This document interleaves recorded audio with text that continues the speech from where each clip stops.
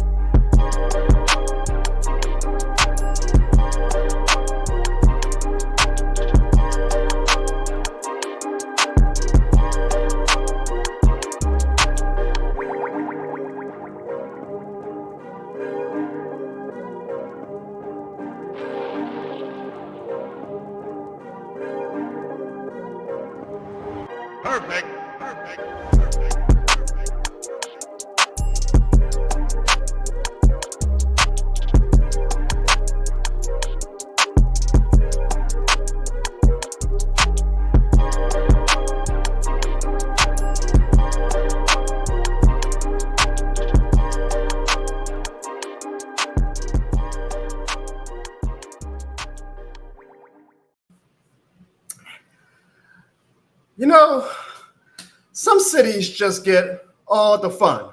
And I'm talking about Boston and the state of Massachusetts. I mentioned this when the Saints whipped the Patriots' ass last season against the Patriots. And I said, Boston fans, I'm sure they were mad that they lost and they got shut out, actually, to a Dennis Allen team. But I said, y'all got nothing to complain about. Y'all are title town. Like, y'all are a dynasty in football. Y'all have been a dynasty in baseball. Y'all a hockey team that's won. Every single goddamn Boston pro sports team you can think about has won. So, of course, I'm sure you guys saw last night, the Boston Celtics won the NBA championship. And I'm like, God damn, here we are, because I know I mainly have a New Orleans and Louisiana sports audience. Here we are just begging for one more Saints Super Bowl, begging for just one Pelican. We don't even need one more Pelican. We just want one. We want one Pelicans championship. And Boston, if they don't win the championship within 3 years, the city is like, oh my God, what's going on? It's not fair. It's not fair. Boston's last title before last night was 2018. You know what we've dealt with since 2018? A no call. Kirk Cousins beating us in the Superdome. Tom Brady retiring Drew Brees. 2 years of Dennis Allen. Boston gets championships like freaking kids get toys at Christmas from Santa Claus. I just think it's not fair. That's all my rant was about today. You mean, congratulations to the Celtics. They were a very likable team. And it's funny because the Dallas Mavericks lost. So, of course, Alvin Barnes is nowhere to be found tonight, folks. But we'll get to that later. Congratulations to Boston. But it's like, goddamn, man, after you win so many titles, does it become normal to you? Is it like, okay, well, we'll go to bed at 10:30 p.m. instead of 9:30 p.m. tonight because we're used to this feeling. All I ask the sports guys is, can we in New Orleans and the Louisiana area, can we get one more Saints Super Bowl? Can we get one? Just one. We're not asking for a lot. We're not asking for a dynasty. We're not asking for 18 banners like the Boston Celtics. Can we get one championship? It must be nice, Boston. It must be nice. Ladies and gentlemen, welcome to the Jono Barnes Show. But it's shit more than a stream. You are now watching the Jono Barnes Show. We're so glad you came. Now sit back, relax, and get ready, 'cause this is more than a game. Yes, indeed. Shout out to Ed Sheeran for that amazing off-season theme song for the Jono Barnes Show. And folks, y'all know how we start off every single Jono Barnes Show. We got to get the vibes right. So if y'all could do me a simple, small favor and leave a this shit more than the game in the chat right now, because this tonight episode is definitely going to be this shit more than the game certified. Ladies and gentlemen, we have joining us on the show in about a half an hour, Ross effing Jackson, one of the best Saints reporters in the city of New Orleans right now, man. And we are honored and we are humbled to have Ross Jackson join the show tonight to talk all things New Orleans Saints and some other fun things as well. Y'all know when we do it on the Jono Barnes Show, it's not just going to be about sports. We're going to have a lot of fun with Ross Jackson on tonight, too. So we are looking forward to having Ross Jackson in about 25 minutes. So if you got any family members, you got any enemies, it don't matter. Hurry up and text him right now and say, yo, at 7:30, Ross Jackson is joining the Jono Barnes show. And we all know that this shit more than a game levels are about to get 100% fiery. Now, we don't have to wait for this person to join the show. Y'all know him as the Taysom Hill of the Jono Barnes show. He is a producer, a damn good producer. He is a moderator, a damn good moderator. And he is the co-host. He's okay as a co-host. I mean, sometimes he annoys me when he's always so damn positive about the New Orleans Saints, but we love him anyway. Ladies and gentlemen, Ziggy! Jono, what's Ziggy, good, bro? What a nice house you got. Damn. Hey, man, we got guests.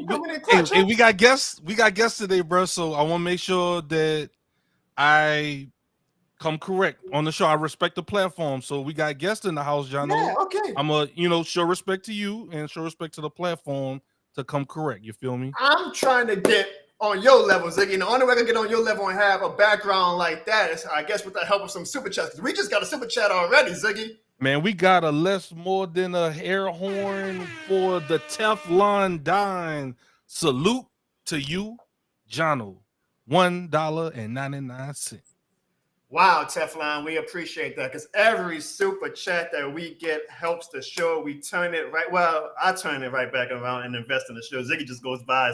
I have actually seen Jono in person take everything y'all do to support him and flip it and pour it right back into the platform and pour it right back into the channel. So we joke a lot, but Jono really does do that.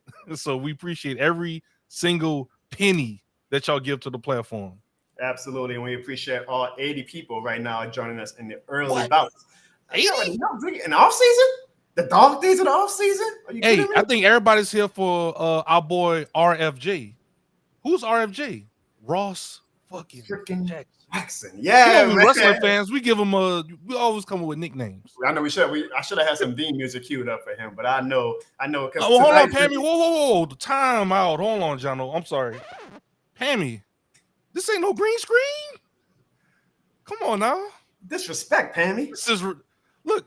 I didn't even make my bed up. Look at that. Come on, green screen. Nice. I know. Come on, I've been to his house, y'all. Yes, the super chats are really helping him. Ziggy is living the life. I'm trying to get on Ziggy level. We good over here. Come on, man. Ziggy, don't disrespect Pammy. You better than that, man. What you mean a green screen? Ziggy don't show his house often. Like for me, Ziggy ain't gonna have the house visible. Yeah, I don't show my house often, man. Like, come on, y'all. For Ross Jackson, you know Ziggy. Wait, hold on. I'm sorry. My bad. Wait. You transport fast, jeez. That's a nice spot too, jeez. Oh wait. Man, shit. Damn it, Pammy. How many rooms you got in your house, Ziggy? Oh, there we go. Oh yeah, there we go.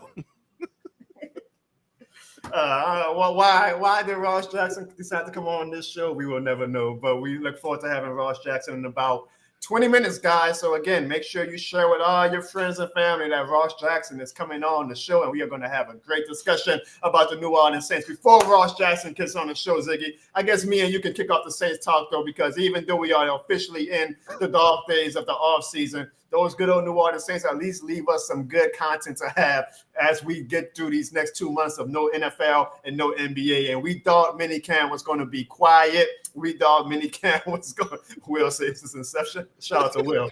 We thought it was going to be a quiet minicamp, which is what we want, right? Like you want a quiet minicamp. You don't want no drama, any news coming out. Because usually for the New Orleans Saints, it means it's bad news. But those damn New Orleans Saints, Ziggy. Those damn New Orleans Saints. Jono. Because on the last day of minicamp last Thursday, one Alvin Joseph Kamara walked out of the camp because he is officially holding out for a brand new contract.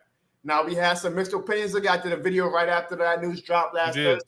I asked some fans, should we pay Alvin Kamara now that he wants more money, or should we? Obviously, he's a running back. Do we say, hey, sorry, Kamara, but you're a running back. We got other needs on this team right now. You're not on the top of the line for an extension. Some fans say, hell yeah, we got to pay Alvin Kamara. It's Alvin Kamara.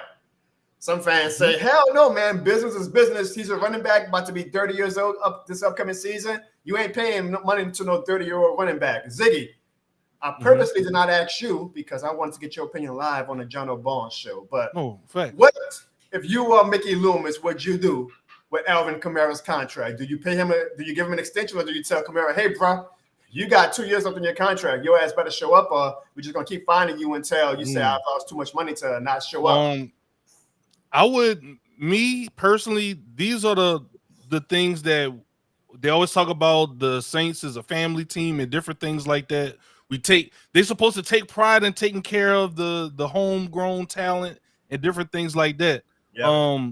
Alvin Kamara don't grow on trees. So I feel like no Diddy, you ride this until the wheels fall off.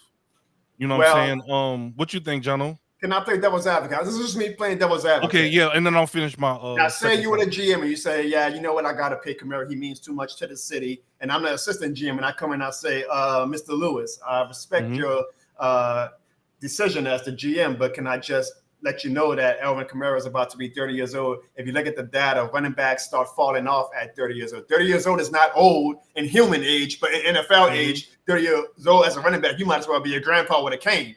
So why are we diverting even more money to Mr. Alvin Kamara when we can be paying these other players who are going to be needing to be paid, like a Paulson Adebo possibly, to a running back who we don't know if he's going to be good for the next few years. Actually, if you look at the numbers, Mr. Lewis, Alvin Kamara's numbers have dropped the past 2 seasons. Now, I'm sure Mr. Pete Carmichael has something to do with that, but And I would say, look, we got Clint Kubiak here for a reason. We definitely need to alleviate some of the pressure on Derek Carr, get the ball out of his hands. Y'all want to say that y'all want to activate the play action. How can we activate play action? How can teams believe in our play action if we don't have a solid running back to make people scared, to make those safeties, to make those linebackers come up, to make them play honest? So how can we help our quarterback out if we do not give him the right pieces? Pay AK and then make sure you solidify him and solidify that offense, because that is one of the things that we talked about the most is where they're missing offense. We beefed up the offensive line a little bit in the draft. It still could use a little bit of work. Wide receiver is somewhere that we can improve on as well as a running back. So I mean, we can have a great defense, but what a great defense going to do without a balanced offense? You're going to just run the defense into the ground? We've been doing that for the past 3 years, but these are great points. And you know what? My argument would be, if I'm Kamara's agent, who is bottom line our best player on offense right now? It'll be between Chris Olave and Alvin Kamara. That's your 1 and 2. I would still say Kamara. Olave is definitely probably going to take that mantle, we would hope. But I was about to say 1 and 2. I would say Kamara. And then it's ironic because, well, you might have a different opinion. On defense, who do you feel is the best player on defense, pound for pound? On defense, Demario Davis. Demario Davis. Or who would be your number 2? We'll go with Lattimore. Lattimore. So it's kind of funny that Lattimore and Kamara, two of our best players, at least top 4. Like, if you want to put Olave and Mario, but they're at least number 2 in the list of the respective units are our best players. And like you say, so we agreed on that. Top 5 players on the team. That's pretty important. So if you have somebody that high, I think you would pay him. We're going to talk about this with Ross Jackson, but Dennis Allen is essentially coaching for his coaching job this year. Most definitely. I agree with that. I don't know how long Lewis can sell fans on not making the playoffs and saying we're going to keep this coach, but you need your best players to win games. That's just the bottom line. So we ain't worried about it. No, agree, Jono. Definitely agree. So, I feel like Lattimore and Kamara have some bargaining power. Not that Lattimore wants a new contract, but, Lattimore just was fed up with DA's coaching methods, I guess. But Kamara definitely has the bargaining power, and like you say, Clint Kubiak is being bought in. And who was the player everybody was most excited about in Clint Kubiak's system? Alvin Kamara and Taysom Hill, by the way. But Alvin Kamara, like, oh man, Kamara with motions and stuff, like Kamara's might have a breakout year again. And we also say that because Sean Payton never ran, he doesn't run a 1-back system. He runs like a 2 or 3-back system. So it's not like, even though Kamara's turning 30, he has all this mileage on his legs, like a Derrick Henry or something. Like, he still has as fresh as a body as you could probably have for a 29-year-old running back. So you got that. You got the fact that Kubiak's our offensive coordinator now, so motion is going to be very, very heavily implicated into our offense. And who is the backup? Jamal Williams, who granted, I'm going to give him a mulligan for last year because I'm just going to blame everything on Pete Carmichael. Like, I just can't see how you go from being a touchdown leader to having one touchdown at the end of the season.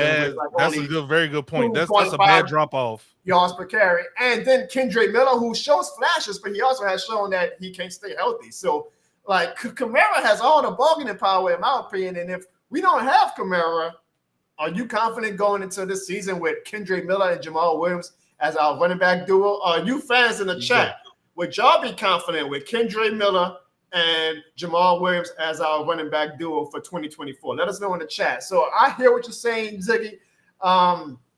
I guess this is also where the fan in me comes out because I'm like, damn, bro, we already lost Michael Thomas.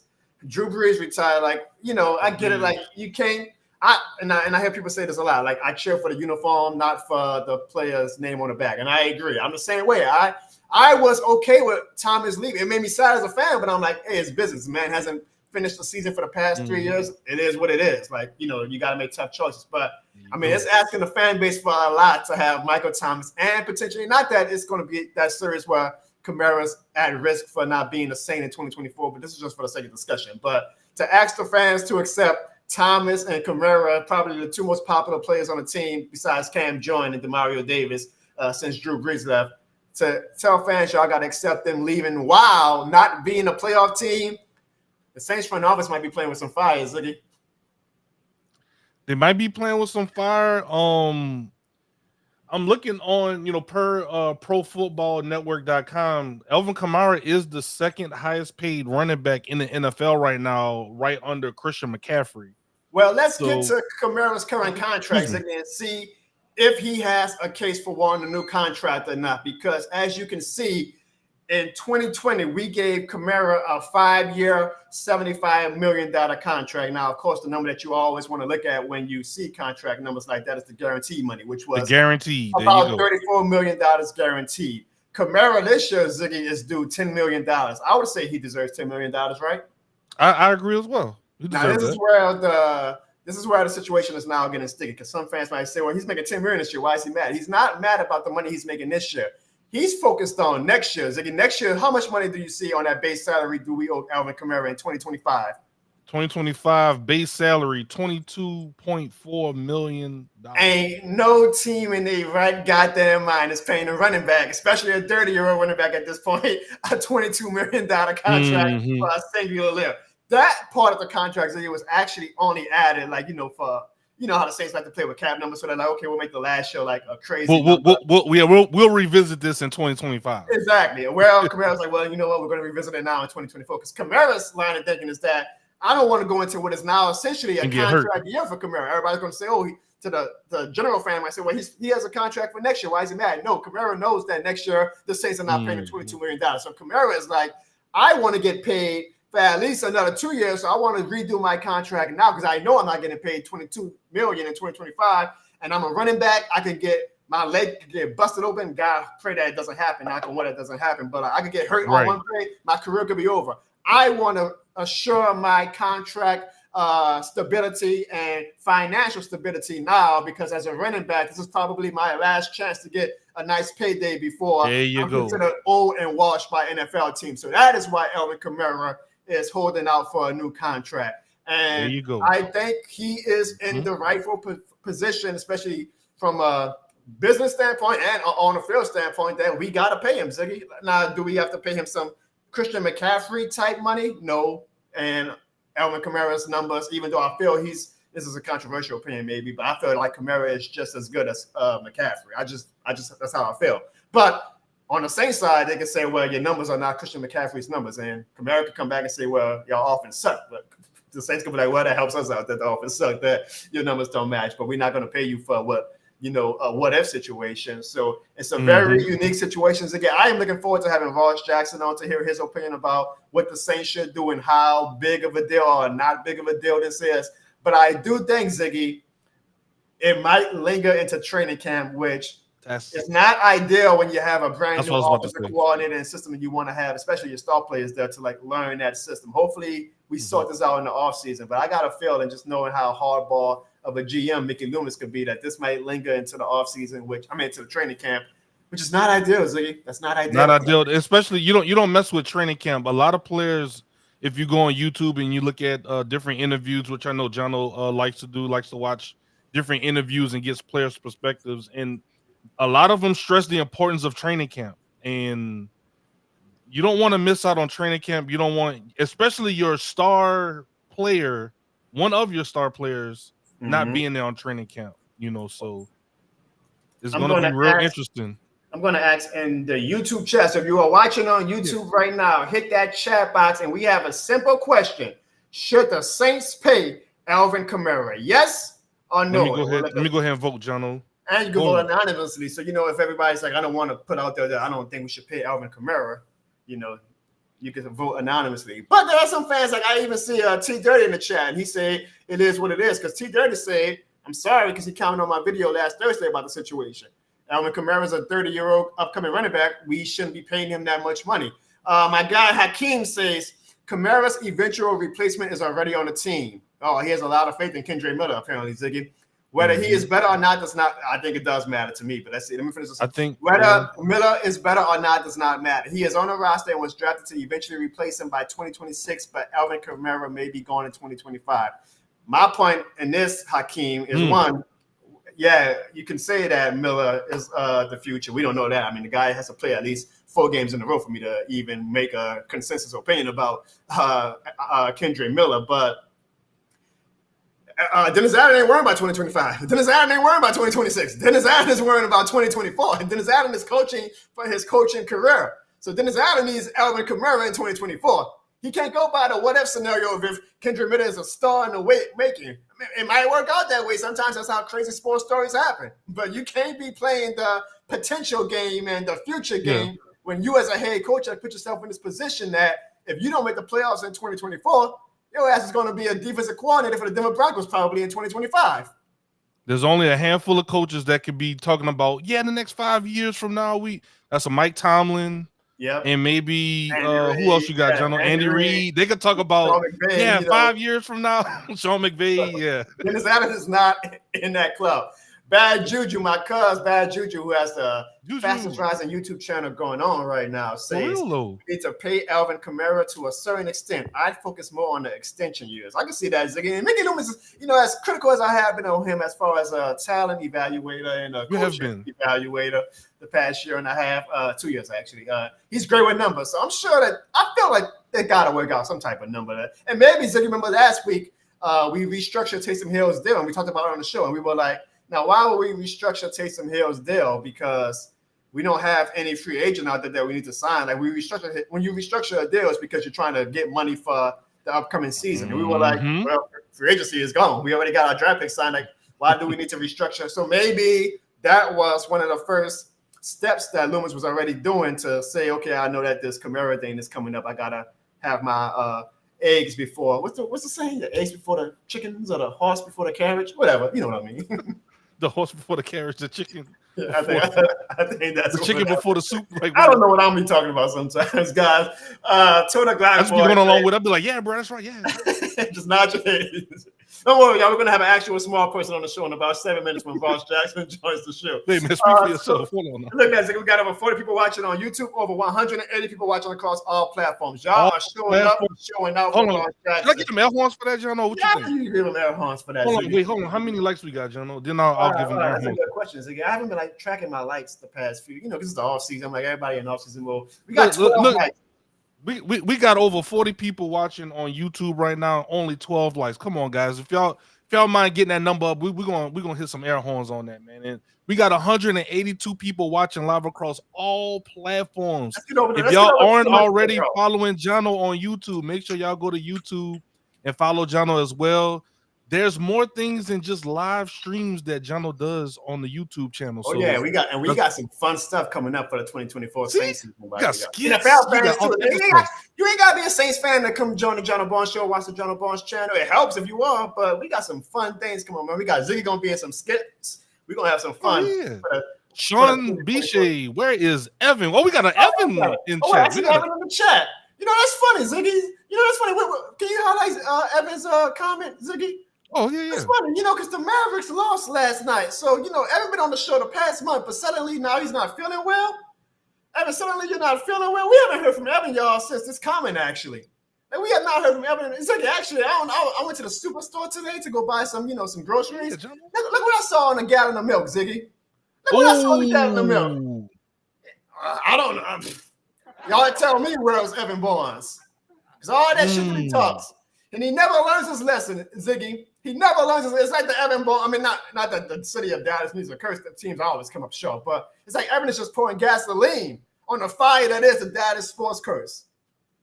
I'm sorry, y'all. I know this is actually one of the shows that everybody actually wants Evan on because he talks so much shit about his Dallas teams. But then when they lose, he either has a bullshit excuse or he's nowhere to be found. So, y'all, Evan Barnes apparently is not feeling well. Hopefully, we'll have him on next week when he'll have enough time to develop some excuses about why the Mavericks. Wishing you a speedy recovery, Evan, man. Hopefully, give me a break. Hopefully, you'll be all right, Brandon. You recover from your team losing in the finals. Let's get to some more comments. Ross Jackson will be joining us in about 3 minutes. So make sure y'all show out. We got over 45 people now watching on YouTube. Over 195 people watching across all platforms. Yes. Y'all showing out for Ross Jackson. We appreciate that, man. We appreciate Ross Jackson coming on. And as promised, Jono, they giving some likes, man. We're going to go ahead and get them some at homes. Appreciate y'all for liking the show. Let's go ahead and keep it up, man. Kimmy, I see you. Appreciate you for coming through and supporting. Keeping it real. Who That Sports Podcast. Ziggy says, hell yes, we need to pay Alvin. What proven back is on the current roster? I agree. Not a one of them or anywhere close to the running back Alvin is. And with this new offense that fits around his all-world, all-around tennis, you got to have an Alvin Kamara on the team. So just we on the same page, bro. Shout out to you. Hakeem followed up by saying, I only say that because about Miller being the future, because that is relevant to how many years they really want to give Kamara. The fact of the matter is Miller is his eventual replacement. It's not that he is better. Well, you say that it's the fact of the matter, Hakeem. I don't know if it's the fact because, Ziggy, you everywhere tonight, huh? Hey, man, I was just at. I know you hot. Hey, man, I was just at training camp. I gotta get it over here, man. I was just at training camp, man. I just want to let you know the Clint Kubiak system looks great. I'm telling y'all, I can't wait for y'all to see what's going on. Shout out to my boy Eric McCoy, man. He was doing this thing, commanding the offense. And man, look, we got great things to come. On our YouTube poll, Ziggy, when we asked, should the Saints pay Alvin Kamara? 81% said yes, we should pay Alvin Kamara. 19% of over 25 votes, Ziggy, say no, we should not pay him. I want to see more from the people who say no. Like, I want to get some devil. I don't want to just be in the echo chamber of, we love Kamara. Kamara's great. Like, I want to hear the fans who are saying no be more vocal in the chat and say why we shouldn't pay Alvin Kamara, because I'm actually not going to attack anybody who says that we shouldn't pay Kamara. I actually understand from a business. Be a good talking point. Yeah, like, good discussion. I just want to hear from other fans who say no, why shouldn't we? Just so we know this is not our show is not you must hail the Saints. Sometimes Ziggy does that, but no, you can be critical of the Saints. Make some hot takes, I guess, or unpopular opinions. So if you feel like Alvin Kamara should not be a Saint and you voted no on that poll, let us know in the chat why you feel that way. But it's going to be interesting, Ziggy. It's going to be absolutely interesting. What do you think about this one, Jono, from our boy Rose City? Said he's not ready for that workload that AK got. And Kendrick has not shown anything so far to show that he is, because every time he played more than one game, he got hurt. He would be out. Now, I'm not going to hold that against him. It was rookie season, but I need to see it. And I know Hakeem says his point, but he also said like it's a fact that Miller is the future. It's not a fact, because if Miller is not, what they thought he would be, it's not going to be hard to get rid of him. That's the thing about running backs, though. And that's why running backs like to get paid when they can, is because running backs are so disposable, according to a lot of fans and GMs, that you can just find another one in the draft. So it'll be interesting to see, y'all, what happens. But what we really are excited about, and I hope he's not tired of answering these questions about Alvin Kamara. But we brought Ross Jackson on to not only talk about Alvin Kamara, but about essentially the fate of the 2024 Saints. And after he attended all of the mini camps again, he's definitely going to be at all the training camps. How does Ross Jackson feel about the 2024 Saints outlook? Before we have Ross Jackson join the show, let us hear from one quick sponsor. That sponsor is me. And I can't believe you guys are still watching this crazy show. Because of that, you guys really deserve something special. Here's a gift just for you for being a fan. Are you going to a sports game or a concert or any major event? Well, buy your tickets from SeatGeek and use the promo code JONO at checkout, and you can receive $20 off your purchase over $50. That's $20 off your purchase. What are you waiting for? You know this shit more than a game, man.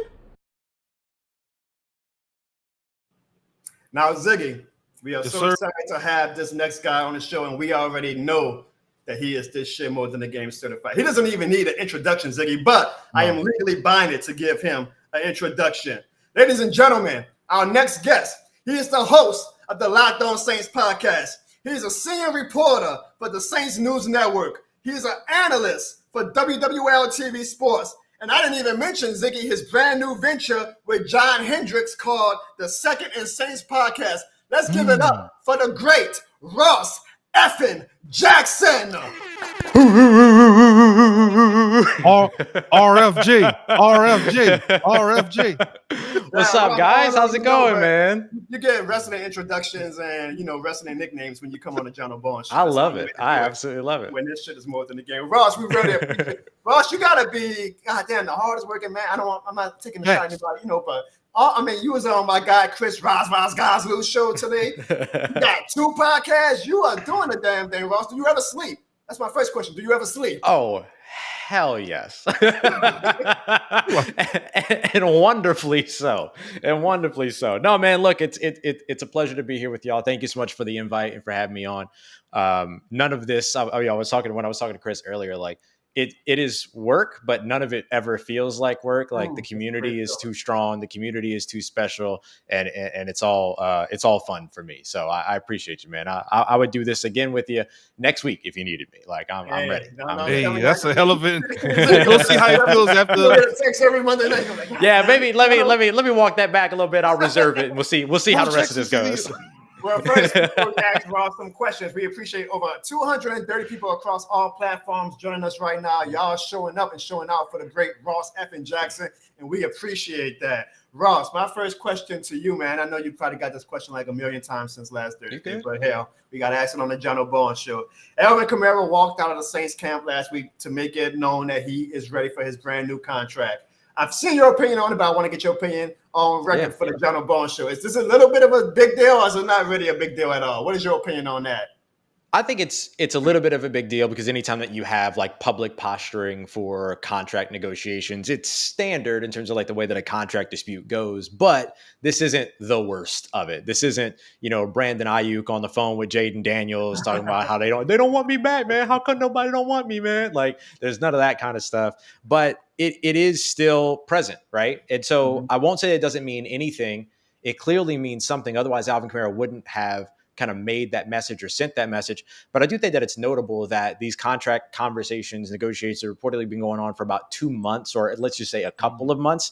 He still showed up for 2 out of the 3 minicamp days. It would have been a mess if he didn't show up for any of the minicamp days and just threw $101,000 into the air, but with fines and things like that. But showing up for the first 2 days, going a walkthrough, and then being absent following that, he was sending a message. And I think that message was more about trying to get this deal done than it was about, upheaval or, some type of being upset with the organization or anything like that. So I expect that this is going to be able to get done. If it can't, then that's when it becomes a big issue. But up until then, no reason to expect that it wouldn't, because there aren't many examples of stuff like this not eventually finding a common ground. So from your expert opinion, do you think it gets done before training camp, or do you think it might linger for like a week or so? Because, sometimes training camp is when everybody, really wants to make their statement. And that's when the team say, okay, we'll see how far along this goes into training camp before we really all say, cold red, we got to get this deal done. What do you think it gets done before training camp, or do you think it might linger a few days into training camp? I think there's a good chance that it lingers in the training camp. I would be pleasantly surprised if it doesn't, but I think that it's the logistics more than anything else. When are they all in the same building again? When are they literally in the same vicinity as one another again? That might not be, he might not be able to put ink to paper until they're all out in California together and everything like that. So there's a chance that like that ends up being more of a logistics thing than it ends up being a larger thing. The other thing to keep in mind too is that Alvin Kamara himself would be it would behoove him to make sure that he gets this contract done earlier on in training camp. If it does go into training camp, because it's what, $50,000 per day now, thanks to the renegotiated CBA of fines that just stack and stack and stack and stack, and nobody wants that. So he's either going to be in a hold-in situation to where he's there and not participating, or maybe the contract gets signed upon arrival. So you're telling me when Alvin Kamara is not there for the first day or so, I shouldn't panic? I wouldn't panic at that point. I think if you get to, yeah, I think if you get, what the hell? Come on, Saints. Listen, you know, do what you got to do. You know what I mean? Like you panicking is not about how you feel about a situation. It's about how you feel. So feelings matter. Be panicked if you want to be panicked. There's nothing wrong with that, right? If it helps you feel better. But I wouldn't be surprised if that ends up being the case. I think the real panic starts to set in if you get a week or two into training camp and this thing is still actively ongoing with no end in sight and no progress having been found. So let's make a note of that, Ziggy. If it goes longer than a week or two into training camp, that's when I can yell into the microphone, okay? Yeah, no, definitely. That's when you can, and I think the phrase you were looking for earlier was have all your ducks in a row. You see, that's why I get it. He was like, I had to have my chicken and the egg, or I was like, yeah, sure. Sometimes, you know, the pressure gets on you, just forget the most. Bro, I feel you, man. That's why I barely go live anymore. I only do post game because I'm terrible live. No, I'm terrible live on my own, by myself. Do not say yourself short, Ross. You are. Look at that. Even Gamma Wave said, nah, look, the ratings already going up. Because the Ross Jackson stimulus is real. I mean, look at the numbers right now. We got 283. Let's make a great note of that. 283. That's 283. Wow, right on point. I see you. There's some goddamn this shit wasn't the game. Air horns. 283 people right now are watching Ross effing Jackson on a Jono Barnes. Right on point with the 228.3. I love it. This is a barrel question. You mind if I jump in? And sorry if I'm jumping on step on your toes a little bit, Jono, but I did want to ask Ross. So I'm known as the optimist on the show, like the toxic optimist, as they say. Like where the room could be on fire and they can still say, you know, everything's fine. You know, we're fine. We won 9 games last season, you know. So you on that side of the Saints media and you covering the team, how are you feeling about the Saints with the Saints climate? Are you optimistic right now? Like, am I being weird for thinking like, hey, we won 9 games and we made some adjustments? Like, I think we can either go up from there, or like, what do you think, Ross? Yeah, I don't think that's foolish at all. I think that makes sense the way that you can look at it. I would say that I'm positive. My role isn't to really be optimistic or pessimistic. I'm not projecting forward. I'm looking kind of at like what's happening right now. Correct. It would kind of be unfair for me in my position to try to project forward based upon seeing mini camp. You know what I mean? That would be a little disingenuous to everybody. So I try not to do that. I talk all the time about trying not to be a merchant of hype. But I'll certainly buy my stocks, you know what I'm saying? And so the way that I look at it is it's okay to be positive about this team. It's okay to look at this team and say, hey, there's foundational building blocks that are probably better right now than it looked at this point last year. I think that that's a fair assessment to make. So I don't think that there's anything wrong with toxic optimism, or what I sometimes call toximism. I don't think there's necessarily anything wrong with that, as long as you're looking at it through the lens of something that you feel is fair. And so for me, when I try to look through the lens of fairness, I can say, hey, there's a lot of positives happening right now, but I can't project optimism until we actually see it all full speed. That's fair. I appreciate that. I appreciate that. I don't. Thanks a lot. Unbearable. You know, and it's funny because they call Ziggy on my show, Ross, Mr. Toxic Positivity. And, you know, Ross, you being such a staple within the Saints fan base now, you know, sometimes I run into, you know, posts about your reporting on Reddit and on forums and stuff. And you have developed a bit of a reputation, Ross. Sometimes people, your critics, I guess, and you're not doing it good if you don't have any critics. They're like, yeah, I love Ross, but man, he's too positive for my taste sometimes. That's what they say. You could be like best friends, Ross. Y'all just the positive. So it's cool for me, man. It's cool for me. I think that the thing about it is that like I come from it from a scouting perspective, and in a scouting perspective, You're always looking at what players can do, not what players can't do. If a player can't do something, or if a player can't do things that don't fit with your scheme, then you just don't look at them. It's that simple. But then when it comes to scouting, what you're typically doing is you're trying to find what is it that a player can do, and then what is it, how does that fit into what it is that we're trying to achieve as a football team at whatever level. And so I tend to look at my analysis through a similar lens, to where it's like, okay, I'm not really like, the Saints either did or didn't do something. How I feel about whether or not they did or didn't do that thing becomes irrelevant the moment that they either did or didn't do that thing, because it's done. They already did or didn't do that thing. So let me try to look at it from their perspective and explain, here's why that decision was made. But because I don't come at it from the perspective of, hey, this was stupid, or this was bad, or this was a bad move, then I'm being seen as having really, I'm just not actively being pessimistic. I learned a lot from Ross, man.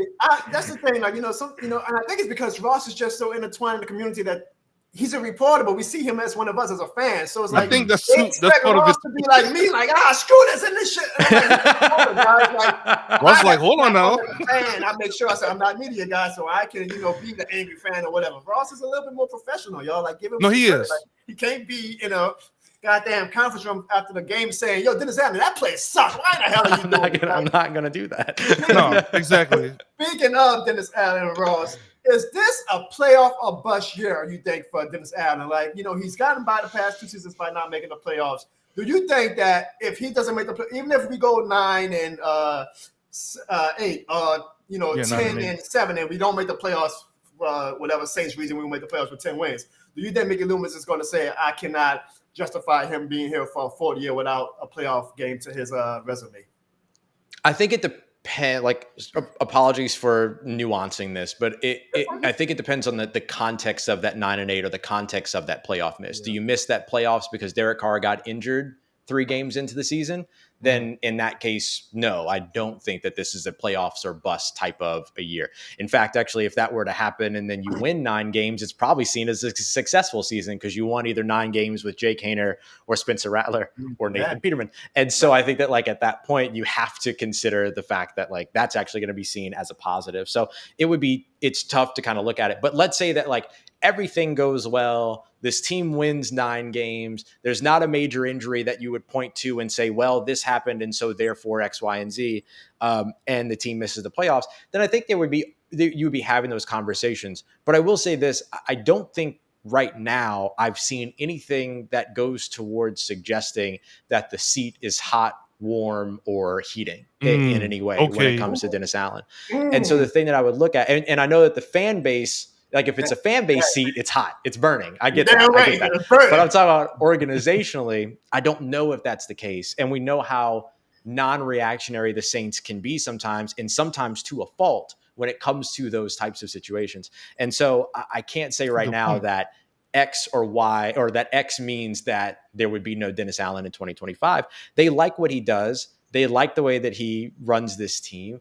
They like his stature within the organization. They like and love his defense, which is really the thing he has the most hands-on stuff to do. So I think that, like, through those lenses, it's easy for an organization to walk in with a sigh of relief and feel comfortable. But at the end of the season, that's where I could see maybe some of the conversations being a little bit different, depending upon how it goes. If it's a 4-win season, it's a very different conversation than if it's a 10-win season but still missing the playoffs because you have better wild card teams in the pool. Ziggy, isn't this great to have, like, Ross's expertise on the show, like, to bring some nuance? Y'all be getting so angry. Y'all be getting so angry, bro. Right. And Ross is like saying, "Settle down, John." Like, I'm like, guys, we won 9 games. I want to be clear too that, like, it's not to invalidate anybody who feels that, like, people want their favorite football team to be good. They want their favorite football team to be the best football team. And when that's not happening, it's understandable to be up in arms, expect, and in some cases demand better. And we saw displays of demand for better last year when Saints fans were selling their tickets to home games away and everything like that. And so, like, there are those situations where, like, all of that is perfectly warranted in that, scope, in that spectrum. And so I don't think there's anything wrong with a demand for your favorite team to be better. It's just that NFL organizations are going to look at it very differently. There's 32 of those jobs, and sometimes there's, maybe 33 people in the world that are actually, like, viable options to actually hold those 32 jobs. So it's not an easy thing to replace or change. That's welcoming, honestly, because It is. jokes aside, like as I guess pessimistic as I am about the upcoming season, just because of my belief in Dennis Allen as a head coach, to have Eric McCoy tell us what he told us, and to have Ross Jackson, who sees this team every day up close and personal, for him to give that perspective, it kind of just at least brings you down a notch, right? Like, okay, I can see what I get a better understanding. Brings you down a notch. Wait till week 1 if we lose to the Panthers, and we'll see how down a notch I've become. Yeah, right? I'm sure. Like that's it. Everything changes when you lose. You know what I mean? Then everything, and again, that's warranted. Ross, I mentioned that you with the Saints every day when media availability is available. How excited are you, man, to be doing camp in LA this year? Are you? I mean, I know the fans were like, we're like, damn, we lose out on getting to see our team, man. It might be for the best for the Saints, and nobody gets to boo them as Derek Carr in person. But are you excited about that move, like going to LA for about a good month to cover the team? Is that something that when you heard the news, you were like, yes, or would you like, I'd rather prefer to be in New Orleans and stay at my home? I'd always rather be home. Okay. And living 10 years in Los Angeles / Orange County, I would have always rather to have been home. So like that will always be the case. But there is something kind of unique about it. I don't know if y'all know this or not, but I actually graduated from UC Irvine for my master's degree. That's where I went to go and do my grad program. And so now we'll get to that in a second, Ross, but go ahead. Okay, cool. And then so I come back to Louisiana, and then just 2 years later, I have to go back to the very same campus for training camp for a month. So that part's kind of crazy and very full circle, kind of cool. And so there's an element of a blessing in that in terms of having that experience. But believe it or not, I would rather, and I don't get to talk like this very often, but I will here. I would rather sweat my ass off at training camp and be home. In all cases, I'd rather be in New Orleans. But I understand why this is all happening, and I do accept the opportunity as a pretty cool opportunity nonetheless. That's cool, man. You get to see some friends, right? Like you have I got my people out there and everything like that. Like I still have like professors that were my mentors are still teaching at UC Irvine, so I'll get to see them and stuff like that. Ross so gonna be a celebrity out there. Yeah. They're gonna be asking players for autographs. Everybody that shows up will be like, Ross, can we get your autograph? We're doing a point, like walking point, like, hey, all right. Yeah, so like, hey, how's it going? Hey, how's it going? Yeah. That's when I want you to know I'm known. You know what I mean? Yeah. As a reporter for the Saints for the past few years, we always, when we have a special guest on the show, we ask for their Mount Rushmore for whatever they specialize in. So when we have McCoy on the show, we say, give us your center Mount Rushmore. When we have former Pelican and Horn and Jason Smith on the show, we say, give us your power forward Mount Rushmore. As one of the esteemed Saints reporters in the city of New Orleans and the state of Louisiana, for your Mount Rushmore, Ross, we want to know who is on the Mount Rushmore for your best players to interview. Oh, best players to interview. Okay, I was writing down different names. My Mount Rushmore. I was writing down like sports journalist names. Well, let's do that. Let's do that. That's what I was about to do, Jono. I know. It's a guy like to do people for a curve. I love the curveball. But let me journalists first, and then we'll do your favorite players to interview. I'm gonna do you one better. I'm gonna stay true to your question first, and then I'll give you the question that I started to make up because that was unfair to you for me to do that. So for me, in terms of like players to interview, sticking strictly with Saints players, the ones that I've enjoyed interviewing the most, probably the good. I don't have to do these in any order, right? It's okay for me to just kind of do no okay. order. So Landon Young immediately comes to mind. Landon Young is one of the most intelligent football players I've ever talked to. Wow. This dude's going to be, he needs to be a coach. I don't care if he's coaching football, if he's coaching, I don't know if he knows how to play volleyball, he could coach it. I don't know if he coaches life, he could coach it though. Landon Young's just one of the smartest and most fun dudes that I've ever really gotten the chance to talk to. Cam, of course, is very high on that list as well. Cam Jordan is just hysterical, hilarious, and is just one of those dudes that has like that leadership style that is like being a leader without having to acknowledge the idea of being a leader. Like everyone just knows like that's Cam. He's just a gravitational force. And I think that that's really cool because it's kind of rare in today's NFL. There's a lot of guys that want to show you that they're the leader. They want to point and let you know, hey, I'm known. Cam's not that dude. He's just, it has a gravitational pull. So I would put him there too. Tyron is always work right now, Ross. You can see. There you go. I know. I'm loving it. I'll put Tyrann Mathieu on the list as well because I've never talked to Tyrann and not learned something new, which I think is really special. And then I want to pick somebody that maybe is a little bit unheralded to go into the next one. There's a lot of guys that I really enjoyed talking to last year that weren't on the roster anymore. Because I was not expecting that answer. You never. Yeah, I guess that's true. He's like at the very top of my. He's like so quick off the top of my dome that I guess I didn't realize like he would be unheralded. So yeah, I guess that makes sense. And then I'd probably throw. I got to throw DeMario in there. I think DeMario's just DeMario's just one of those dudes where like. It's very often that it's very seldom that you get to talk to people in like nowadays to where you just see a genuine, authentic representation of who that person knows themselves to be. And that's who DeMario is. Yeah. It's not even the football stuff. It's that like when DeMario speaks, I become more sure of the person that I am because of how sure he is of the person that he is. And I think that's a special talent. That's a great, I mean, the Landon Young one definitely was a curveball for me, but you know, I'm glad I heard that because now when he does do interviews, I'm definitely going to be more, you know, like, let's just be honest. Landon Young isn't like top 20 name for the Saints. So like, fans are like seeking his interviews. But now I know, especially given your co-sign of him, that when he does do an interview at some point in training camp in the regular season, I definitely need to check it out because I might learn something that, you know, I wouldn't have learned because I'll be like, I don't need to see what Landon Young's saying. He's not a component of the thing.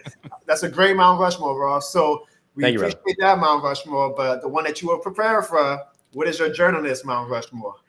All right, so I have to I got to throw Stephen A. Scott on there, of course, or Stuart A. Scott on there, of course. Stuart Scott was like, I keep mixing up Stephen A. Smith and Stuart Scott. I do that all the time. We get it. Stuart Scott though was like the first time that I saw myself represented in sports media and noticed it. Yep.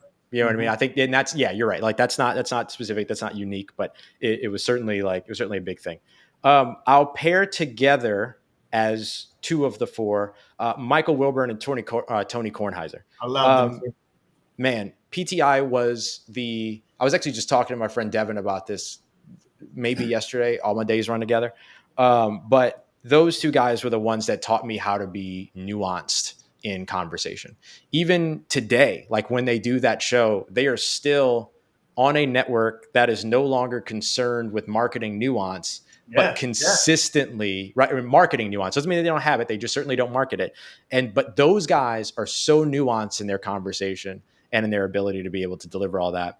And then I'll put Jim Trotter in there as well. Jim Trotter is somebody he is somebody that is, probably like one of the people I can say that I actively look up to and actively seek advice from. He's just, and he's always been there to provide it. He's always been there to answer the phone, like all the other stuff. Like he's an incredible dude. And I hope that like, if ever I achieve a status that's close to his, that I remember what he has done for me so that I remember to do it for others. I remember Jim Trotter was at our camp. I want to say this was the 2021 camp. I think it was a year after we retired. And this is I gave him a shout. I was like, Jim, and I think it meant a lot to him that somebody, you know, recognized him. And it's been really unfortunate to see how his career with the NFL Network ended. But I'm assuming when he was at the Saints camp, that's when you got a chance to like get to know him and him kind of give you some of his toolage and whatnot, right, Ross? No, he was just somebody that I just reached out to out of the blue. Wow. And I just told him like, you're somebody that I admire. You're somebody that I'd love to like talk to, learn from and everything like that. So I asked him to come on the show. He came on the show at one point, and everything. And then we've just kind of maintained contact, not like consistent contact, but like I talked to him maybe a couple of weeks ago because I had this big idea of a thing that I wanted to try. And so I wanted to get somebody's thoughts on it because it was specifically based around Black athletes and all these other things, particularly HBCU athletes. And so I talked with him to kind of like throw the idea around, and he helped me immensely in terms of like honing that and kind of culling it a little bit and stuff. And I just like Jim's fearlessness is something that I hope to one day be able to replicate at some fraction of the fearlessness that he has, because I've never seen somebody as fearless as him to be, to be a Black man in this industry, willing to ask the questions that he's willing to ask, knowing that the bar is different, knowing that the evaluation is different and all those other things. Like that's just a level of fearlessness I wish I had in my life. Well, I hope you know, Ross, that his tutelage to you is paying dividends because I see greatness in you the same way you see it in Jim Trotter. And I'll be honest, Ross, when Ziggy and I were discussing about, hey, we got a nice little thing going with this show. We need to start asking some guests to come on. First, we asked for some of the players. And one of my things, I was like, I would kind of really like, just because, we don't often see ourselves in these spots, I want a black Saints player. It's not a race thing. Well, I guess it is, but like, I want a black guest to be my first guest. And then when we say, Ziggy was like, John, you got too many of these like great Saints reporters and stuff that like you got to start asking them to come on. Like, don't use your connections. Like, you built this great platform, have them on. And I was like, you're right.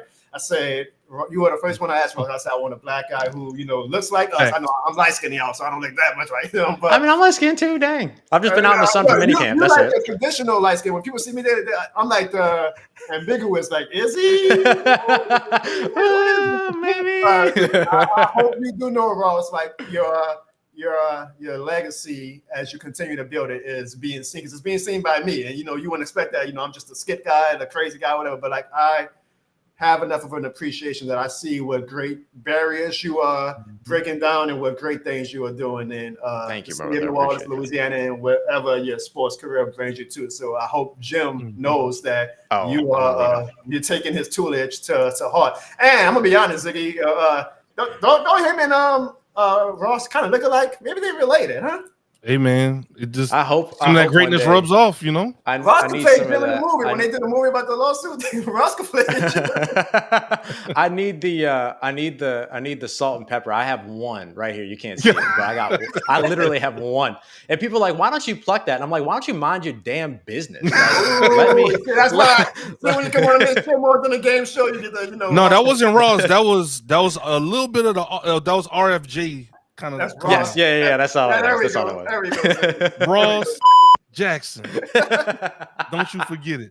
Ziggy, before we get to some fun questions for Ross, do you have any last Saints question you want to ask him? Nah, man. We joke a lot on the on the platform on this podcast, but whenever we do have guests on that take time out of their day to come and chat with us for a little bit, we just really appreciate it, man. And you just do not know how much like that the time that you put aside for us, how much that really means to us. So we just really appreciate it, man.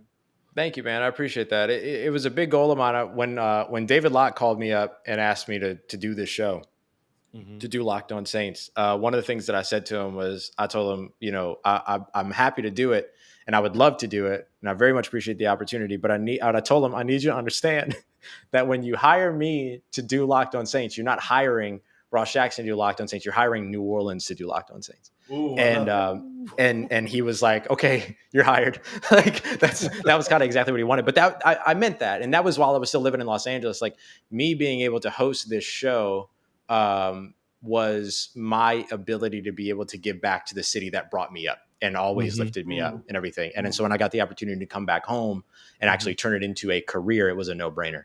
So I appreciate that a lot, because I appreciate that you say that a lot, because if it weren't for, none of it matters if it isn't for you. You know what I mean? Like, I don't do Locked On Saints is not Ross's show. Locked On Saints is the New Orleans Saints fans show. Like that to me is what it is. And so how do I do my show every day to make sure that I'm doing it in such a way that it's about you, not about me? I'm not worried about looking smart. I'm not worried about being right. I called Harold Perkins Kendrick Perkins on the show the other day. It's probably the highlight. It's probably the highlight of my career so far. And I don't care. You know what I mean? Like that's all good, because to me, the thing that was like most important is like, how do I give you what you're looking for? And so I appreciate that. That means a lot. Well, I know you can't see it while you focusing on this interview, but everybody is showing you mad love in the chat right now. They're going crazy in the chat for Ross. And my wife never watches the show. That's how special you are. My wife watches the show. She says, thanks for joining the show. Ziggy, Ross has just gotten us our biggest super chat of all time. I don't know if I owe Ross like half of this or whatnot, but you owe me nothing at all. Ross has inspired Bruce Saint the Great. We love you, Bruce Saint. A $50 super chat, and Bruce Saint says Keep it real and do not change, Ross. This shit is more than a donation. Well, Ross, on my end, absolutely, thank you. But damn, Ross, I really love you now, man. We don't get to it's the least I can do. It's the least I can do. Yeah, definitely. Awesome.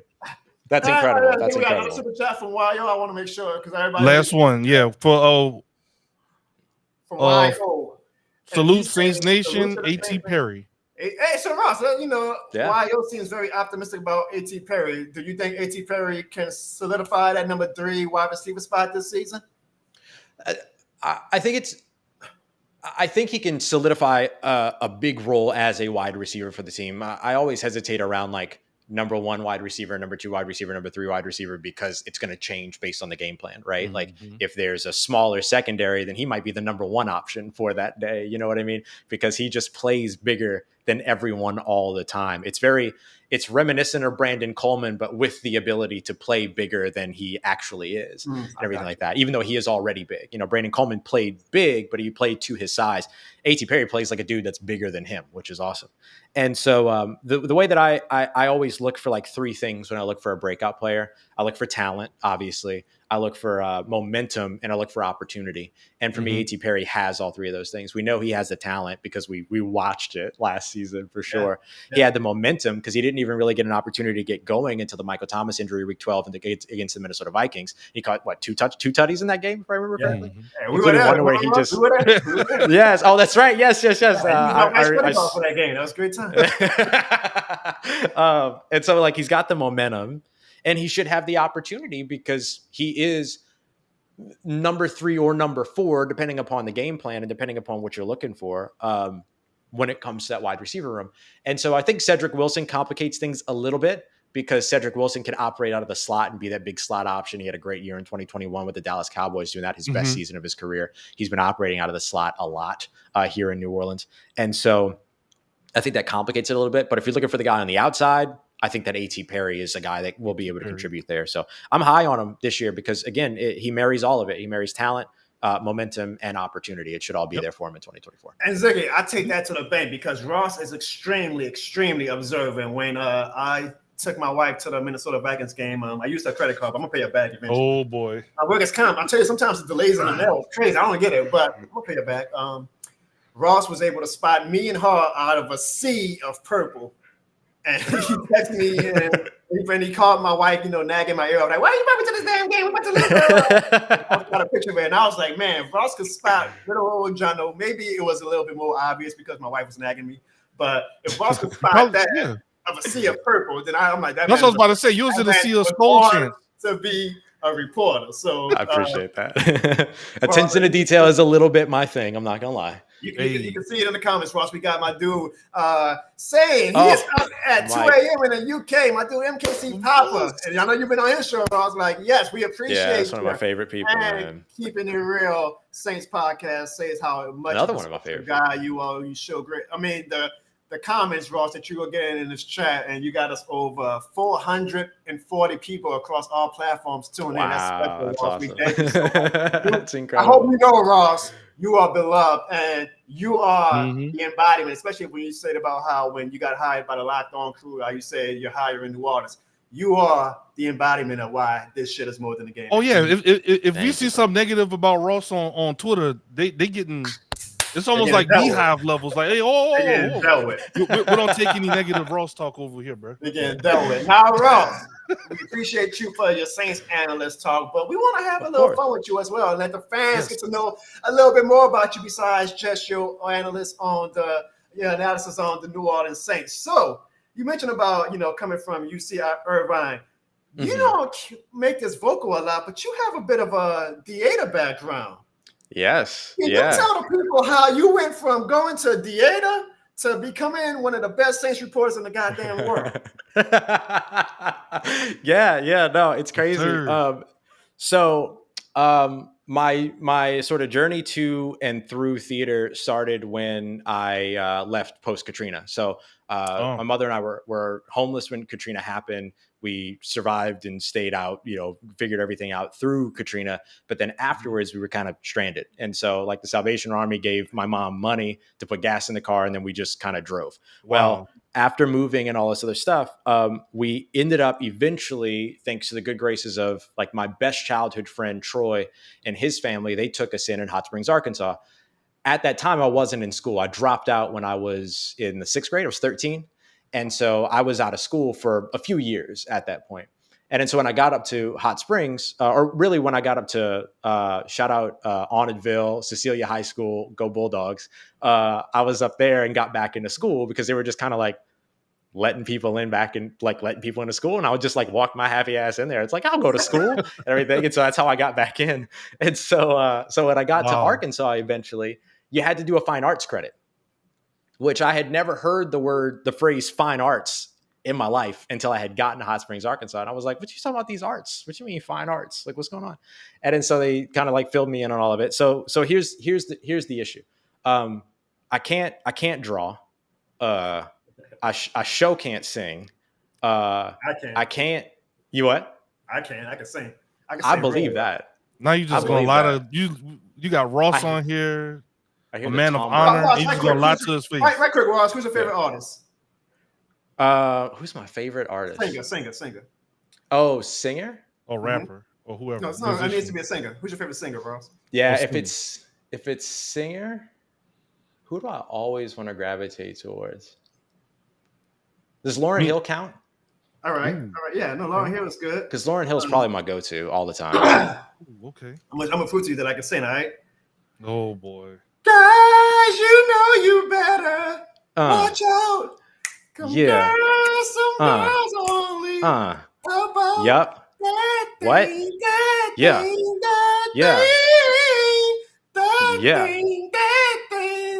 Yeah. Yeah. Especially my special guest, Montana. So that was my gift to you, Ross. All right. You sure I was the one with the theater background? You sure? It wasn't you? Why are you making that face? Go ahead, Ross. You said you couldn't sing, so go ahead about your theater background. He said, please stop respectively. We have Ross here. Chat be hating over here. I got a great singing voice. Look. Go ahead, Ross. Apparently my own damn community doesn't appreciate it. No, you're good. So I'm sorry. You're gonna find that support though. You just keep singing. I did, and I couldn't play an instrument, right? Outside of like a little bit of piano, keyboard, and stuff like that. But like you ain't gonna do that in a marching band, you know what I'm saying?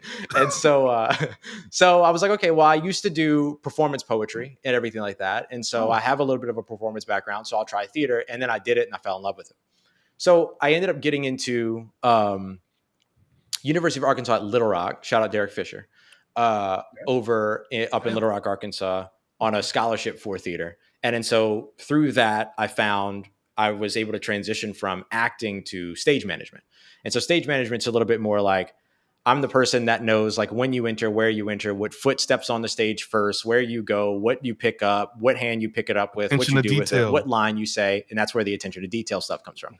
Tracking, understanding patterns, all this other stuff. And so all that translates into film watching, like immediately and everything like that. It's understanding like, the nuances of how these different things get done and all that kind of stuff. So I did that for pretty much 10 years. I did my undergraduate degree in there and I did my graduate degree in that. I've done Broadway, off-Broadway, national tour, regional theater. I was the artistic producer at one of the country's largest theaters. And then I said, nah, I like football though. And then I left. And then so I had a wonderful time doing that.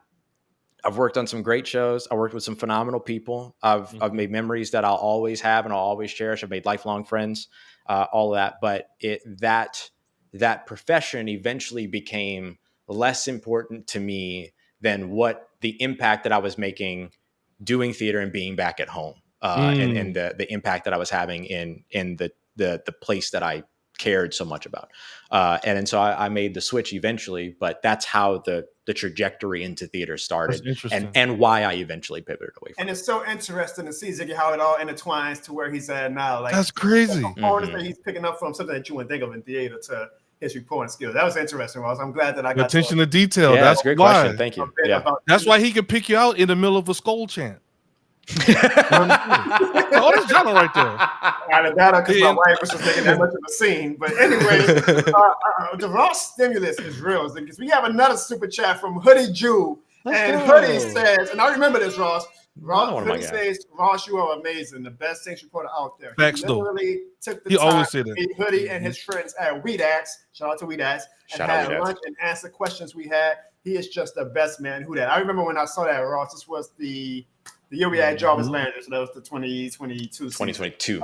And I was getting my, start with my YouTube channel and I was a colleague, a friend of Hoodie Jube, and I saw when Hoodie put video clips of you guys all having lunch, and I was like, now how cool is that? That as soon as Ross ended, reporting for training camp that day, you had just met Hoodie that day, right? Like that was the first time you actually, and you went. That was first time in person, yeah. And I'm like, that is why this shit is more for real. That is why this shit is more than the game. And I don't think you get that in New York. I don't think you get that in Los Angeles, man. That reporters are that's what I say, Ross. Like we feel like you are intertwined with the community that sometimes we don't see you as a reporter. We see you as one of us. So, great. Perfect. Like that's exactly what I want. Like it means a lot to me. Like I live in the heart of the city. And this is, I'm living exactly where I wanted to live. I'm right in the middle of all of it. And I love seeing people. I love all that. Like I say at the end of my shows all the time, like if you see me, say hi. And when people say hi, I don't hide, you know what I mean? Like I mean that. And so like, oh shoot, my bad. But like it means something to me to have that kind of, I don't think presence is the right word, but it means something to me that you all have that presence in my life. That's what I'm trying to say. It's not my presence that's important to me. It's the way that everybody else's presence impacts me in a positive way.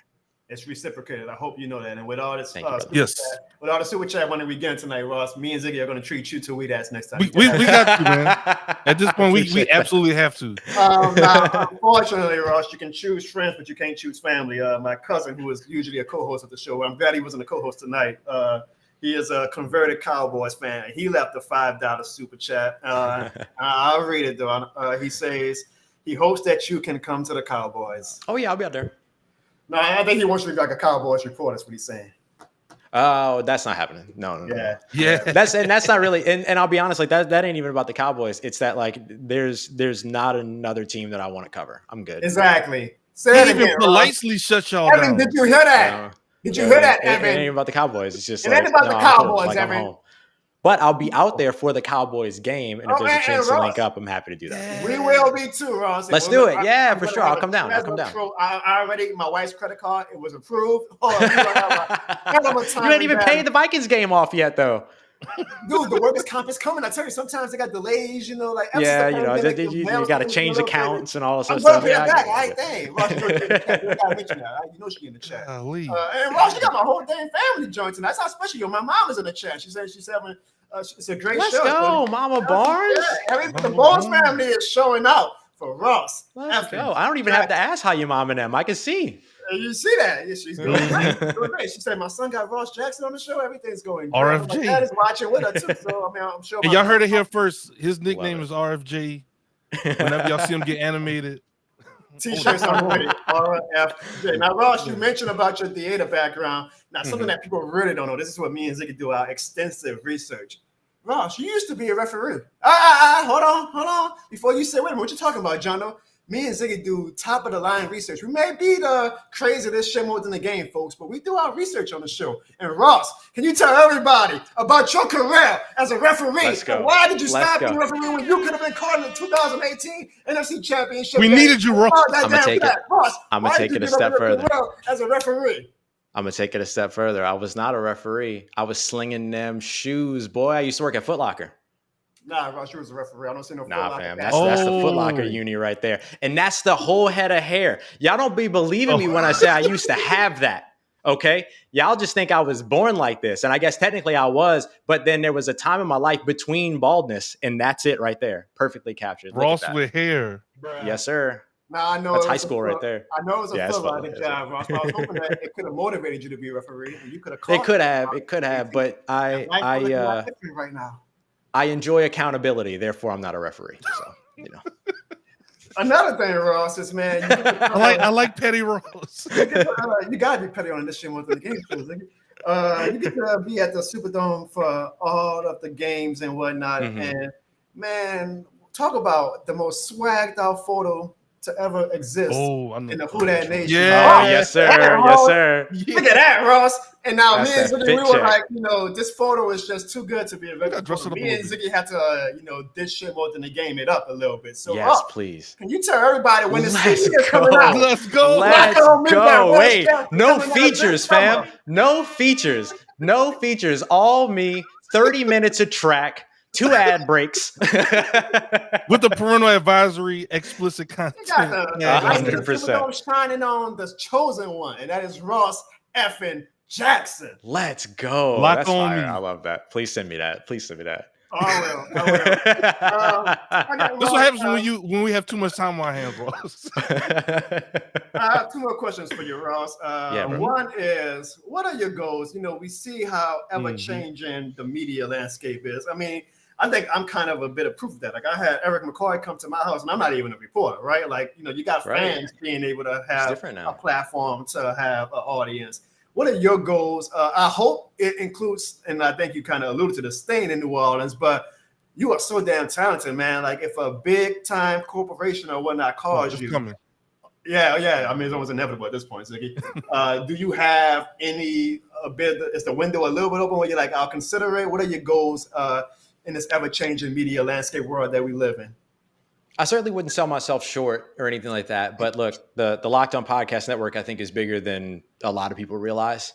And so I'm very happy with where I am. And it means a lot to me to be home. I'm not trying to go anywhere else. I'm not trying to go back to LA. I'm not trying to go to New York. I'm not trying to go to, what is it, in Connecticut? No, thanks. I'm not going to survive. I won't survive 1 February over there. Like, I'm good. And so I think for me, the goal is that I can continue to be in a position where I can put other people in position to succeed. One of the things that I love so much about my job outside of Locked On Saints and the job that I do as the person that kind of manages, if you will, like all of our NFL programming on the Locked On Podcast Network is that I get to connect people to opportunities and everything. We have 62 television stations that are a part of our network, including WWL here in town, KVU in Austin, for instance, and stuff like that. And so WFAA in Dallas, to give your brother a shout out. And so like for me, one of the things that I love so much is being able to take our Locked On Mavericks host who was covering a finals competing team and help them get on WFAA and show off what they can do on television as opposed to on a podcast, as opposed to just on a podcast and things like that. And in creating those other opportunities and stuff like that. And so for me, like really what the future is about, because I feel very happy and comfortable with where I am and what I'm doing for myself and those that are closest to me. For me, what the future is all about is how do I provide somebody else the opportunity to also realize that same thing. So that would be what the future is about for me, is how do I continue to move myself up or around in such a way that I can help somebody achieve the things that I've gotten to. I'll lightly say achieve in my case, but the how do I help somebody do the things that they want to do with their time and their talent? Probably Ziggy, more. I didn't think it was possible to like Ross even more. No, that's what I'm saying. I like this guy, bro. And I'll be clear too. I have like little to no interest in being a national personality. Interesting. It's not my thing. I don't think I would be very good at it. It wouldn't be me playing to my strength. Like me playing to my strength is serving from a local level, entrenched in what it is that I'm covering, not trying to come up with takes about it from afar. I wouldn't be very strong in that capacity. In the NFL, I could do that, but then as I have to start to blend into like, I ain't got hockey takes, fam. Like please, like, no. And so I had one hockey tweet in 2023 and I had one hockey tweet in 2024, and I'll probably not have another one for the rest of the year. And so like for me, like the whole thing in terms of how I put myself in position to be at my best for the impact that I want to have, it's local. But being able to provide other people opportunities nationally, that's the thing that really like drives me to want to do more. He's just so perfect, huh, Ziggy? I mean, this is why. What Hey, did this is New why we stand Orleans with. do to deserve? I would say Ross Jackson? perfect. This is why we stand with Ross, man. If anybody, I'm telling you, I'm gonna be. We be in these Twitter streets. I'm sorry, X streets.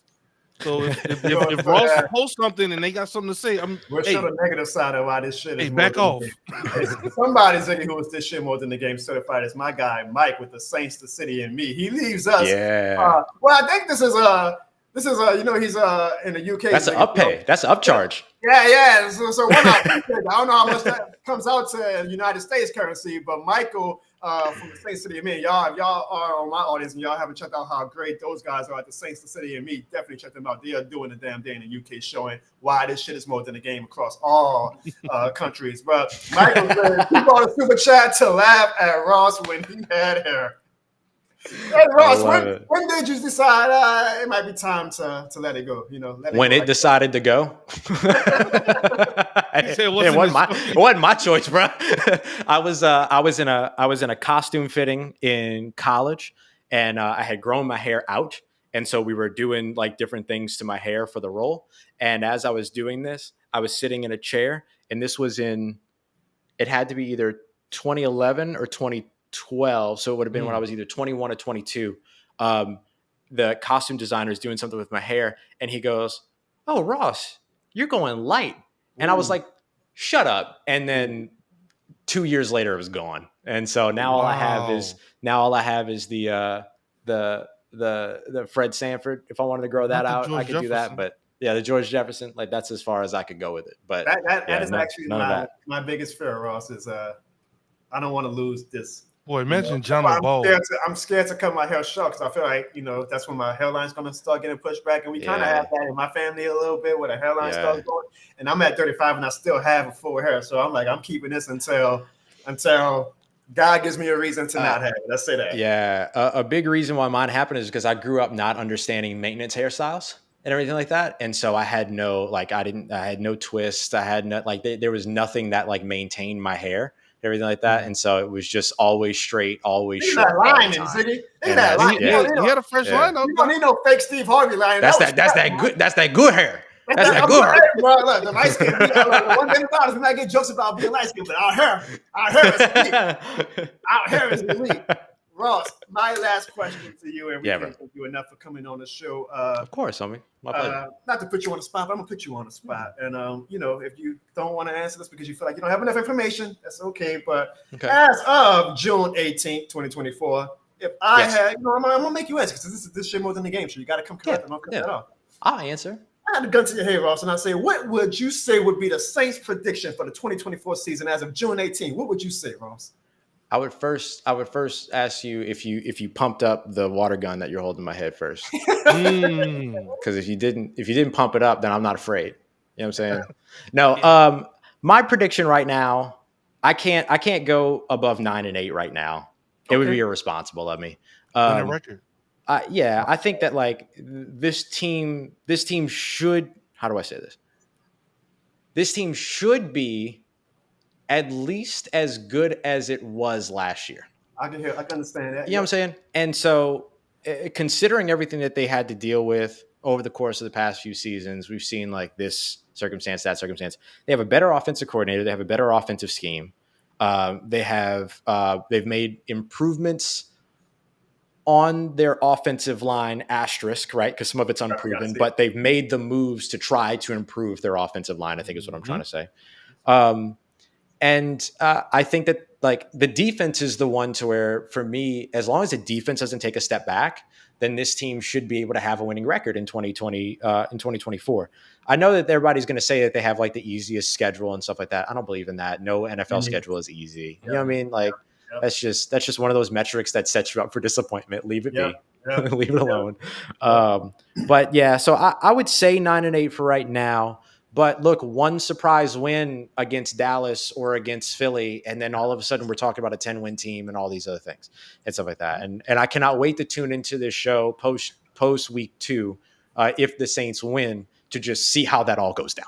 Or to see Evan not show up is what I'm taking as the. I'm gonna be in Dallas for the Friday, so he'll show up. Trust me. Okay. Because I heard earlier that he has a habit of not showing up when Dallas things don't go well. Yeah. Ross and watches stuff like the that. show. And so, Okay. Yeah, So I yes, mean, this made me cackle when I saw this. By the way, this made me cackle. Ross, I've cackled a few times on the show already. That made me cackle. That's hilarious. You can't choose family, Ross. You cannot choose family.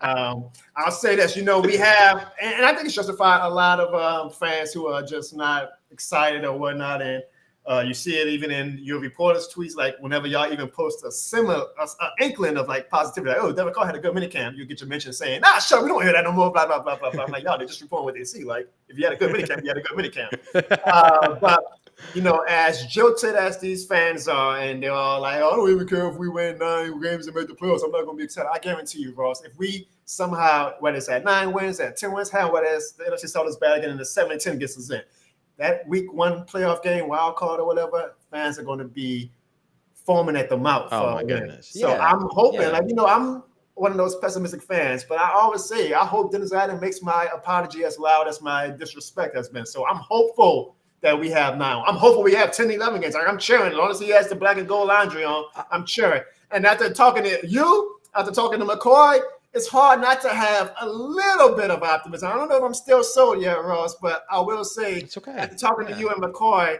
I'm not going to go into the season like, oh, we're only going to win 4 or 5 wins. I do think that we're going to be a competitive team again.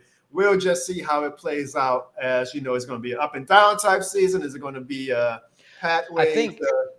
I think one of the marked improvements of this team that they could really show in 2024 is that if they have a winning record, to wrap that winning record up without needing the Week 18 game to get into the playoffs. Exactly. I think that's like one of those big things, is like, because they've always kind of found a way these past couple of years to pick up momentum at the very end of the season, and then they're waiting on somebody else to win them into the playoffs, everything like that. I think a lot of the players would agree with this. I think a lot of the organization would agree that like a big part of the improvement in 2024 might be, hey, can they lock that up week 16, 17, so that they're getting in on their own volition as opposed to waiting for somebody else to kind of do them a favor. I think like that's something that has driven a lot of people a little mad here recently, or led to some, disappointment here recently. And so I think that's a big marked improvement that they can show in 2024.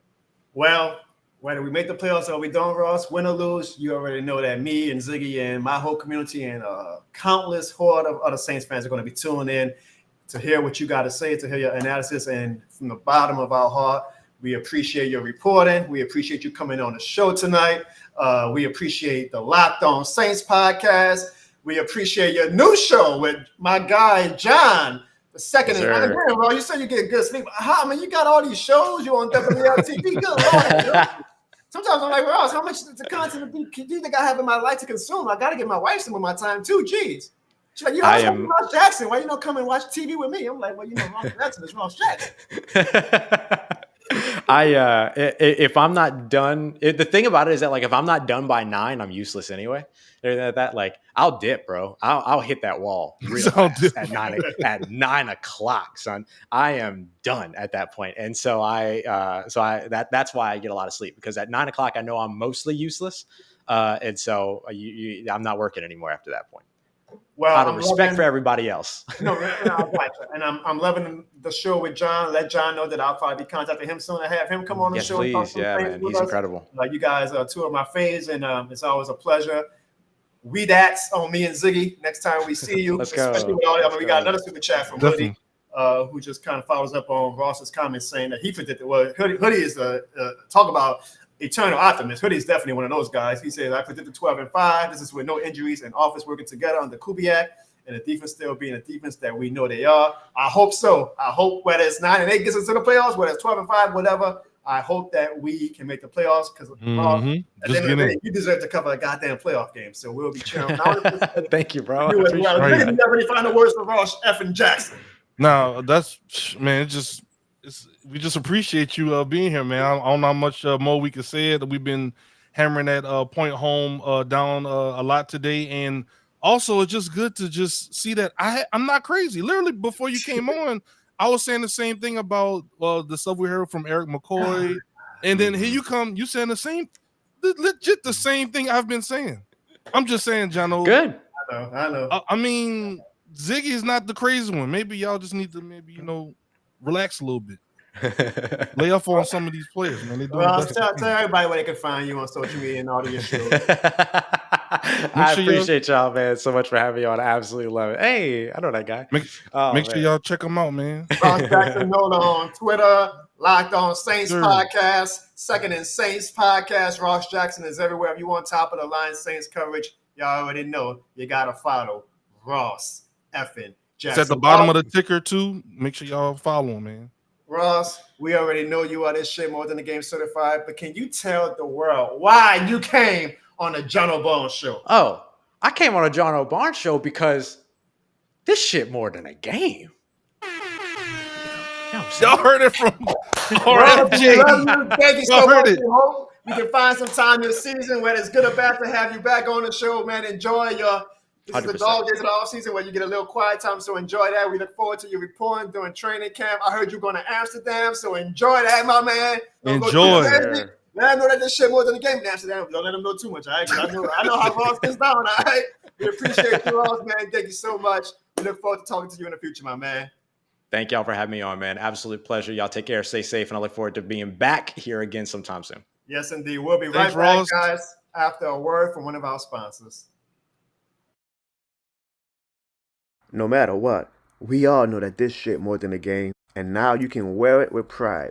Visit www.jonobarnes.com or thisshitmorethanagame.com and buy your This Shit More Than a Game shirt now for the low price of $28.03.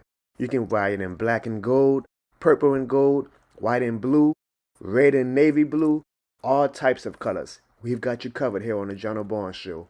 So visit www.jonobarnes.com or thisshitmorethanagame.com and buy your This Shit More Than a Game shirt now and let the world know, folks, this shit more than a game. Yes, indeed. And at www.jonobarnes.com, you can get the exclusive This Shit More Than a Game tank top on sale now, as well as looking for one last day because tomorrow is Juneteenth. If you haven't yet, and you can still get it for next year, you can buy the This Shit More Than a Game Juneteenth edition. But I'm sure a lot of you guys, knowing how hot it is outside, are going to want to buy these top of the line This Shit More Than a Game tank tops only at www.jonobarnes.com. Man, Ziggy, that was awesome, right? That's pretty awesome, man. Like, we got your boy Ross in the house, man, came through. Just the aura, just the positivity. Just superstar who wants to stay in New Orleans. How often do we get that? He wants to stay. So I mean, man, according to some of these national pundits, people don't want to be here. So it's good to we hear got people live. You know, I can't believe how I said, man, he does this running joke on Twitter where he always says, blah, blah, blah, thank the city of New Orleans or thank whatever before Anthony Davis did, because he's like keeping track. Because remember, Anthony Davis said he was going to do a thank you post and he never did. So Ross has been on a case about that. I can't believe I didn't mention that to him. But hopefully we never get but look, he come back New Orleans post from Ross, because we want Ross in New Orleans all the time because he is this shit more than the game. So right, Brute, man, that $50 super chat.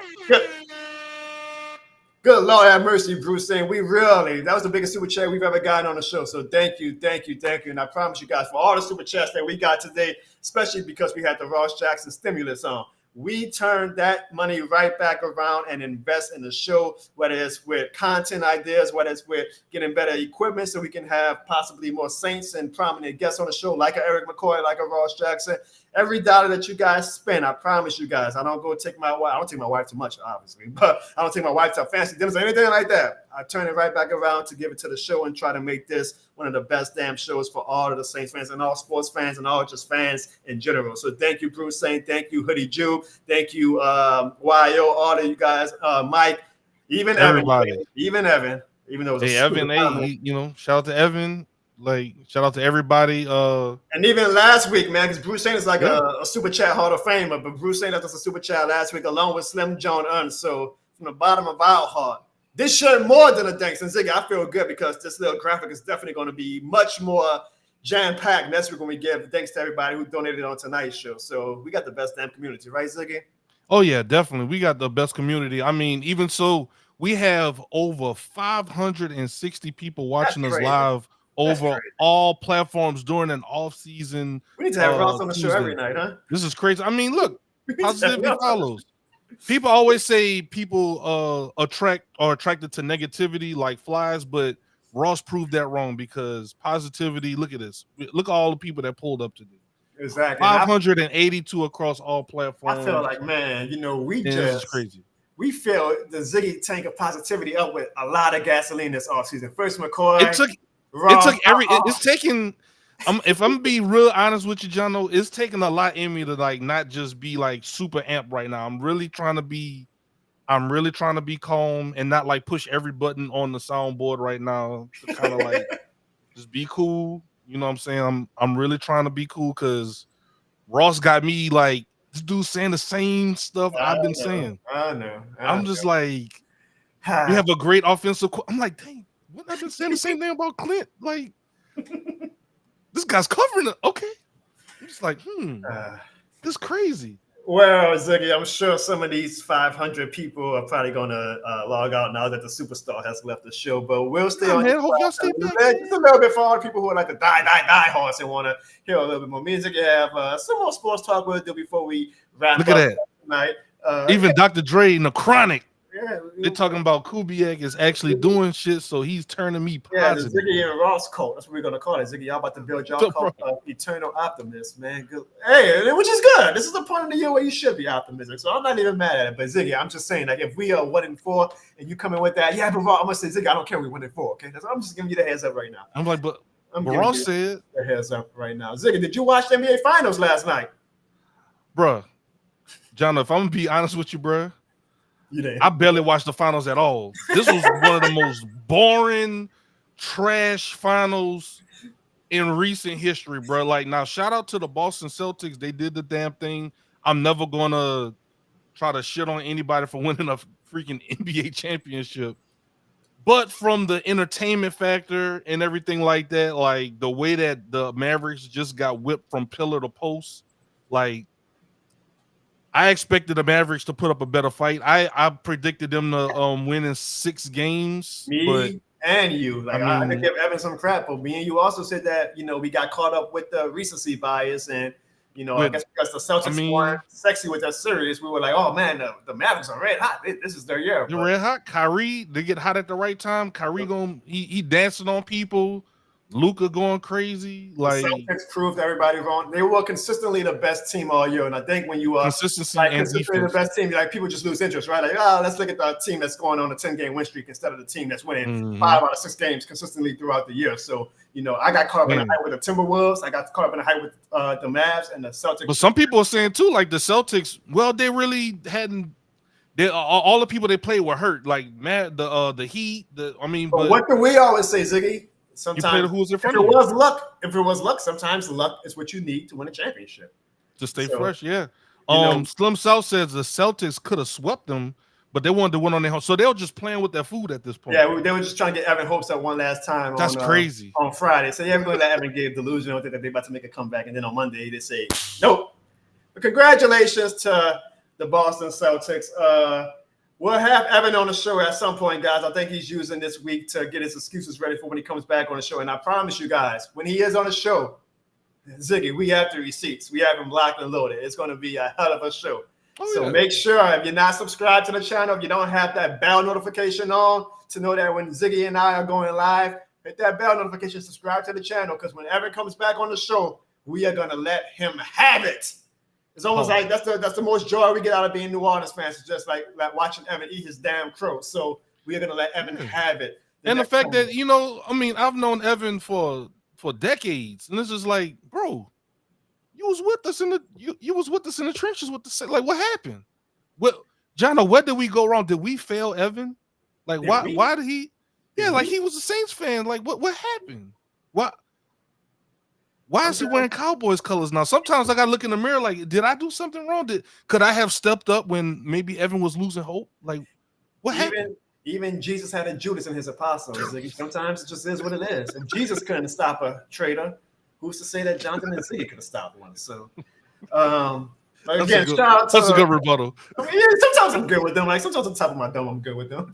Shout out to the Boston Celtics. They were red hot throughout the season, and they get yet another NBA championship. But man, Ziggy, speaking of red hot, this weather has been crazy, huh? Even with this shit more than the game tank tops, this weather has been absolute crazy. And I don't know about you, Ziggy, but man, these energy bills have been even crazier. Summertime, the surcharge that they have with it is just Exactly. I mean, I'm in the ice cream shop right now, and I'm still sweating. Like it's ridiculous, bro. Oh yeah, I didn't even notice that. You got some cookies and cream behind you. Yeah, we got some cookies and cream. We got Rocky Road. We got all that, dog. All right, well, I want to because the residents of New Orleans are getting really fed up with these energy bills. Okay, so we want to get this time on our show to kind of give a PSA about how New Orleans residents are fed up. So while we show this incredibly important news story about the high energy bills of the summertime for New Orleans, I want you to give me a cookies and cream ice cream bar, okay? Oh, I got you, bro. There's a very important news story from the city of New Orleans about the high energy bills that a lot of us are facing right now. Well, have you noticed a spike in your entergy bill? Representatives with Entergy testified at the New Orleans City Council meeting earlier today, and they say that there are several things to blame for it. Well, Lily Cummings explains what those are and how customers, say they feel powerless to fight the rising cost. Like many across southeastern Louisiana, Ponchatoula resident Tom Wenger was hit with a higher than normal Entergy bill. Man, this is bullshit. Entergy went before the New Orleans City Council Tuesday explaining why bills have increased. Entergy blames record heat this June, bill credits, and the nuclear plant that supplies some of its power being offline, forcing them to rely on more fuel, which costs more due to rising prices. The nuclear plant being offline? The hell is this, The Simpsons? We got Mr. Burns running our city? There's not much, any of us in this room can do to control those prices. Well, then I guess there's not much any of us can do in the city to pay these high-ass bills. Man, I'm supposed to pay $500 because this city and country can't get their shit together? The hell out of here, man. We in a damn recession. Now Denise Bickman says she doesn't trust her bill. My bill right now is $461. From Ponchatoula to New Orleans, doubt is about as high as the bills themselves. Be trustworthy and clear to people. You claim you're trying to help? Really? Are you really trying to help? I just don't trust Entergy. Man, I trust Energy as much as I trust the Falcons winning the Super Bowl. Entergy suggests keeping your thermostat at 78 degrees. 78 degrees? 78 degrees? Man, get the fuck up out of here with all that. Matter of fact, let's go inside to my 67-degree house right now. It's too hot for all this shit. You got this damn mind. Lily Cummings, Eyewitness News. You gotta love the city of New Orleans, right? The audacity. The audacity to have some people say that. You gotta love the city of New Orleans, boy. I swear, this weather, this shit is more than the game when it comes to that heat. I pray for everybody with their energy bills right now. That was a treat to everybody who stayed on to the show after the Ross Jackson interview and Ziggy. I mean, maybe I gave my audience not enough credit. We had over 630 people across all platforms. Y'all are amazing, man. Thank y'all. Honestly, from the bottom of me and Ziggy, this has been one of our favorite episodes. We really appreciate you guys. How many likes we got on that YouTube? Because I say we wanted to get over 20. That's what I was looking at just now. We got 37. Come on. Yeah. Shout out to Steve Gleason. 37. Y'all did the damn thing tonight, y'all. Y'all really, really did the damn thing. We appreciate y'all. We should get them some this shit more than they gave air horn. Yeah, good away. And because of that, we'll give you guys one bonus topic. And we know you guys love when we talk about this because, good Lord, is she like the most popular person? I mean, goddamn, Ziggy, CNN covered this topic. Deadline Hollywood, like all of these crazy sports people are talking about Caitlin Clark, like she is the gift that just keeps on giving to content creators, and I'm sure some fans are like, "Oh boy, here we go again, another Caitlin Clark topic." But I mean, damn, she moves the needle. So Ziggy, I don't know if you saw, but the Larry Bird and Magic Johnson of the WNBA, in my opinion, had a second matchup with Angel Reese and Caitlin Clark. And during the game, Angel Reese gave a pretty hard foul that, of course, everybody ran. Y'all doing too much. And I feel like they are doing too much with Caitlin Clark. Like, it's becoming much. Like, the moment someone just fouls her, it's going to be front page news. Like when CNN, like isn't it when it gets a little overkill? Like, we're in the election season and CNN is covering a foul. Okay, like it's crazy. Like imagine they trying to run a play, somebody sets a pick and it's a little late or something like that, and then Kellen. And that's the thing too. People be thinking like Kellen is like very innocent. She be talking trash too. She be popping. I'm okay with that. She be flopping too. Like, come on now. Like y'all act like she just go out there in this like ballerina dress, just see that so perfect. A while, And thanks for the super chat. Why he said Angel Reese is fine like Megan Thee Stallion and Clark looks like. I think Taylor Swift is pretty, so I don't know if that's an insult, but you gotta love our community. Man, what's up, YO, man? But the one small thing Evan said, you push it off too. That's what I'm saying, bro. Well, but it's basketball, so just like getting hit upside the head. We're on the same topic. We're on the same agreement. We're on the same page. Exactly. Yeah, this is a real moment. Me and you on the same page. I'm not mad at Angel Reese for that. One small thing Evan did say, of the very few small things he says, is that I see dollar signs, and I look at things from a dollar sign perspective too, especially now that I'm in this content creation game and I'm trying to get this show, Ziggy, and me and your careers to bro, whole another level. Knock on wood, pray to the God above. Thanks to everybody leaving super chats. I'm sure the WNBA executives are seeing dollar signs every time things like this pop up, and every time, even with the audience that we don't love and injecting themselves into the conversation. At the end of the day, the WNBA sees dollar signs, and Caitlin Clark is dollar signs, and Angel Reese is doing her damn best to be the antagonist, even though maybe Caitlin Clark is the antagonist and Angel Reese is the protagonist. Ever since that, let me what you? I know you had magic like that. You can move. Oh yeah, I flex a little bit. You trying to flex it for over 695 people watching the Jono Barnes show right now. You really trying to show out, huh? Yeah, but look, anytime I show out, we show out, bro. Anytime you show out, we show out. Bro. But look, it's ever since this happened right here, that's what kicked it off, Jono. And we talked about this 2 weeks ago, and it's a lot has to do with race, whether people like it or not. A lot has to do with race. Facts. Politics have been interjected into it, and then you just got the sports fans like me and you, Ziggy, who just enjoy the game of sports. But you gotta, now deal with these other audience that come with it. But at the end of the day, it's making the WNBA a lot of money. So good for the WNBA. I ain't mad at it, Ziggy. And but what about this, Jono? What about the people that say like, all right, y'all starting to do too much. Now it's starting to like, don't even want to watch now because y'all. Who's saying that? Because from what I've seen, their ratings are crazy. Like their ratings are crazy, but there is a pocket of people that's saying like, okay, y'all got me into it. I'm interested, but now like every time I turn it on, it's like the John Cena effect for those that like wrestling. Well, look what WWE is right now. It's just Cena. It's like look what WWE is right now. Look what WWE is right now. Yeah. So I think WNBA will sign off on that 10 times out of 10 twice on Sunday.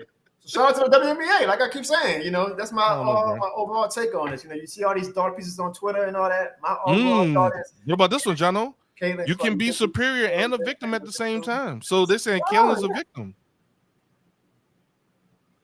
Is she superior though? It's the question, because Angel Reese is having a better rookie year than Kayla Clark. Let's talk about. They don't want to talk about that, Jono. They don't want to talk about it.